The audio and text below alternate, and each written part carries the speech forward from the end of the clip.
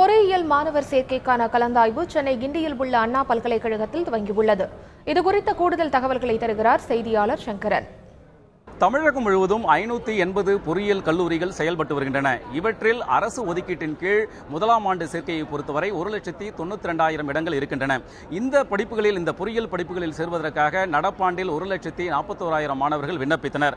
இவர்களுக்கான கலந்தாய்வு அண்ணா பல்கலைக்கழகத்தில் இன்று துவங்கியிருக்கிறது. முதல் நாளான இன்று தொழிற்கல்வி பிரிவு மாணவர்களுக்கான கலந்தாய்வு துவங்கி நடைபெற்று வருகிறது. இந்த பிரிவின் கீழ் மொத்தமாக ஒரு 6,224 இடங்கள் இருக்கின்ற போதிலும் 2,104 மாணவர்கள் மட்டுமே இதற்கு விண்ணப்பித்திருக்கிறார்கள்.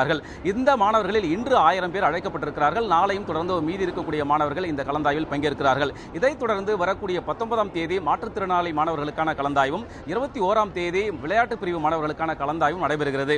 மிக அதிக அளவிலான மாணவர்கள் பங்கேற்கக்கூடிய பொது பிரிவு கலந்தாய்வு வரக்கூடிய 23ஆம் தேதி துவங்கி தொடர்ந்து நடைபெறுகிறது. இந்த கலந்தாய்வு ஆகஸ்ட் 18ஆம் தேதி வரை தொடர்ந்து நடைபெறுகிறது. இதற்கு தேவையான அனைத்து ஏற்பாடுகளும் அண்ணா பல்கலைக்கழகத்தில் செய்யப்பட்டிருக்கின்றன. தந்தி டிவி செய்திகளுக்காக ஒளிப்பதிவாளர் விக்னேஷுடன் சங்கரன்.